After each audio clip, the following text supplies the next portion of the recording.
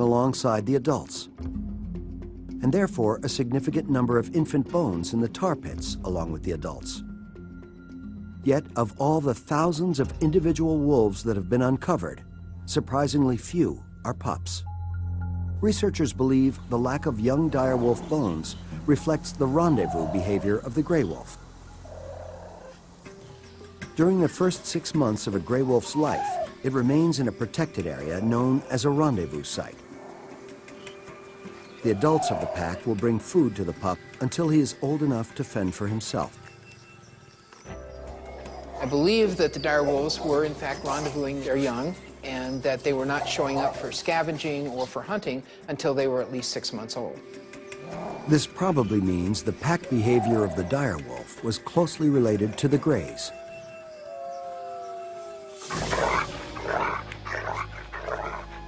And the parallel between the two species continues to one of the cornerstones of predatory life: the threat from other predators. In the world of the carnivore, the competition over prey is fierce. But once a prey animal is killed, the second equally intense clash over the carcass begins. Stealing a carcass from another carnivore is one of the primary modes of competition among large meat eaters. We see it today among the predators in Africa. And it's been a fact of predatory life for millennia. A predator must learn to protect its kill from scavengers or starve to death. For the modern gray wolf, the worst offender is often the grizzly bear. In Yellowstone, so far, grizzly bears are 100% successful in usurping carcasses from wolves. And wolves very infrequently put up a stiff resistance. They pretty much let the bears take the carcass. Over the years, the grizzly's success has spoiled it. It will often wait for wolves to hunt down and kill a prey, and then take it away. It was likely the same for the direwolf, facing off against terrifying predators like the short-faced bear and saber-toothed cat. It was a constant struggle to find enough food to keep the pack alive. Most of the time, the smaller wolf would avoid his much larger competition.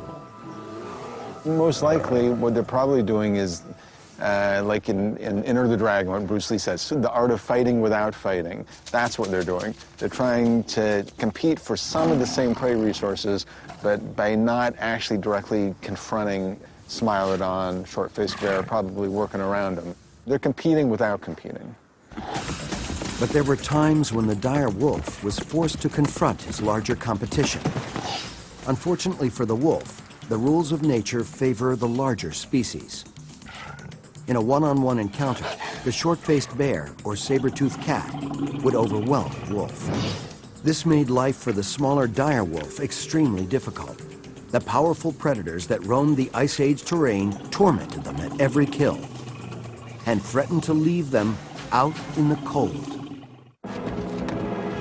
For hundreds of thousands of years in prehistoric North America, the dire wolf risked life and limb to hunt the largest animals it could find.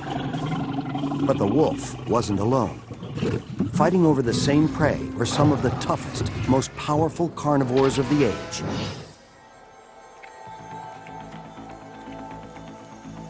The short-faced bear stood nearly 11 feet tall. One of the Ice Age's most intimidating carnivores, it likely took on even the largest of dire wolf packs. Despite the wolves' aggressive tactics, the bear would have been an almost impossible opponent to defeat. Luckily, the short-faced bear population was small, and encounters were probably rare.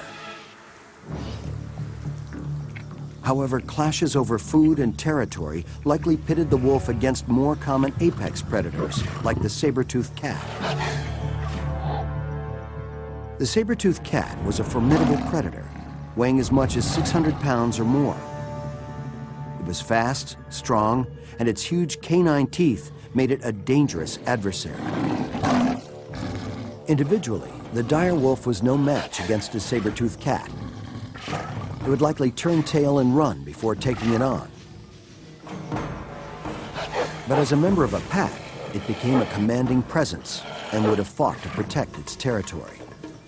With its superiority of numbers, the pack would have surrounded a solitary cat, constantly harassing it from all sides. They're most likely in concert in a very threatening type of posturing way. A single Smilodon can't be looking everywhere at once. And even though they're all smaller than you, the numbers and the proximity is probably going to suggest that there's some fights that are just not worth having. The cat would eventually break off the attack and search for a meal somewhere else. Time after time, the large pack size transformed the direwolf from a vulnerable individual predator to a fearsome opponent. And the larger packs gave them another important but subtle advantage over their competition. They could devour their meal quickly. It was a key to surviving the perilous world of Ice Age carnivores. They had to worry about losing their carcasses, and it would benefit them to finish the carcass entirely and eat very rapidly. I think it was a major element. I think it would have favored very large group size, and it's actually going to enhance the speed at which they can eat. Individually, each wolf used its massive jaw muscles and oversized front teeth to quickly pull off huge chunks of flesh. Its rear teeth were adapted for tearing, not chewing, so they simply swallowed the meal whole. It was kind of remarkable how little chewing went on. They just reach in, mainly with their incisors and the canine teeth, and pull out a hunk of muscle, and down the gullet it would go. Maybe one bite, and then down the gullet it would go. Wolfing down their food, the pack made short work of the kill. They turned a huge bison into bones in just minutes, before another predator could come along and take it away. This was just another of the crucial skills the dire wolf developed to survive among the Ice Age beasts. It became a sturdy, relentless hunter, with the size and strength to overwhelm massive prey like the bison. It learned to work in large packs, to fend off other apex predators. As a result, the direwolf spread across the continent in large numbers, dominating other species like its cousin, the gray. Then why, after more than 100,000 years of success, did it suddenly disappear from the face of the earth? And how did its smaller cousin, the gray wolf, survive? The question has been hotly debated for decades. Extinction theory is a competitive sport among paleontologists, and the Ice Age in particular is like the Olympics of that competitive sport. The best-known theory focuses on severe climate change, blaming the glaciers that came and went across North America for more than 1 million years. During these periods of glaciation, experts suspect temperatures in Florida never reached higher than 40 degrees, and Southern California looked like the forests and grasslands of our modern Pacific Northwest. Then, about 18,000 years ago, the last of the glaciers receded. The dire wolves watched as their forested landscapes transformed into a moderate, drier climate. Yet unlike the 3 previous periods of glaciation, they were not adapting as well.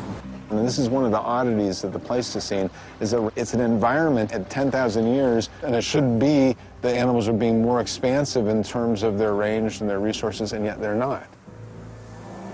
In fact, the changes were pushing species after species into oblivion, even though they had survived several severe climatic changes in the past. Why did all of these large herbivores and large carnivores like the dire wolf manage to survive these climatic changes throughout the Pleistocene, and suddenly they become extinct at the end of the last ice age? Perhaps the climatic change at the end of the last ice age was much more abrupt, and that may have played a key role in the restructuring of the ecosystem. One recent theory suggests the reason for this abrupt change. A comet may have exploded over North America 10,000 years ago, triggering a catastrophic extinction event. And the fossil record might support a rapid change. Thousands of direwolf teeth have been found at the La Brea tar pits. These are teeth that are more robust in size and shape than those of the gray wolf. These stronger teeth mean the direwolf likely adapted to eating bones more often. In lean times, when food was scarce, they would naturally be chewing on more and more bones to survive. And the more chewing of bones there was, the more cracking of teeth there should be. The kinds of bones that these direwolves were eating were, cow bones and up, very, very large bones that took quite a bit of bite force, and so you might end up cracking a tooth in the process. It's not hard to find a cracked tooth, or for that matter, hundreds of broken teeth among the La Brea fossils. They suggest the wolves were chewing on bones. But they don't shed much light on the extinction episode itself. That is, until we place them on a timeline, when a revealing pattern emerges. Careful analysis shows wolves were breaking their teeth much more often 15,000 years ago than they did 3,000 years later. This is surprising. If the changing climate was killing off the direwolves' prey, then we should see more and more bone crunching and teeth cracking as time goes on. But the results from the teeth study show just the opposite. That the prey animals were plentiful until the very end. These results support the idea that the demise of the direwolf wasn't gradual at all, but came suddenly. Recent evidence seems to suggest, based on dating of the last occurrence of these various extinct megafauna, that it did happen fairly quickly, and maybe in a matter of hundreds of years, maybe 1,000 years. 1,000 years is a short period of time for a catastrophic extinction to occur and cannot be explained by climatic change alone. Something else likely contributed to the extinction. Was it a comet, or does the blame fall on man? The beginning of the end for many of the largest Pleistocene animals came around 10,000 years ago. The Ice Age was ending. The frozen tundra was rapidly disappearing from the landscape. The dire wolf was coping with yet another change in climate, and a new and dangerous predator had burst onto the scene. I think climatic change played the greatest role in the restructuring of the ecosystem at the end of the last ice age. But you cannot deny that humans had some impact. Man had made his way across the Bering Land Bridge, and with each step, the end of the direwolf grew nearer. He may have fanned the flames of extinction. If you look at the last 100,000 years, and especially in this part of North America, the two big 900-pound gorillas that are sitting there occupying that window are ice and humans. They're affecting everything. They're bringing in not just Clovis spear points and fire and large-sized brains, they're probably bringing all sorts of things with them. It's thought man began to excessively hunt and kill the large prey, decimating the food supply for the large hypercarnivore. But the damage may not have stopped there. A controversial new theory suggests man may have introduced deadly diseases into the environment. As humans encroach, and as they bring with them whatever it is they bring with them, they're probably bringing diseases, and most likely those types of infections or microorganisms are affecting everything they come in contact with. And I think that probably knocks out just most of the large species. It is possible that humans took a devastating toll on the large mammals. Add to that a dramatic change in climate, and an entire ecosystem could be forced to adapt. If it happened slowly, perhaps many of the large animals would have survived. But the ecological upheaval magnified the shortcomings of every living species. During those last years, the dire wolf was fighting off extinction. The fierce competition from the other large carnivores was getting worse as they clashed over the same diminishing prey. But his smaller cousin, the gray wolf, adapted to the situation.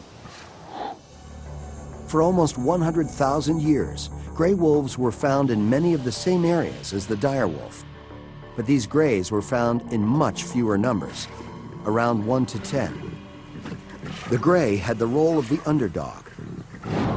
It likely maintained its distance from the larger dire wolf packs and focused its attention on smaller prey.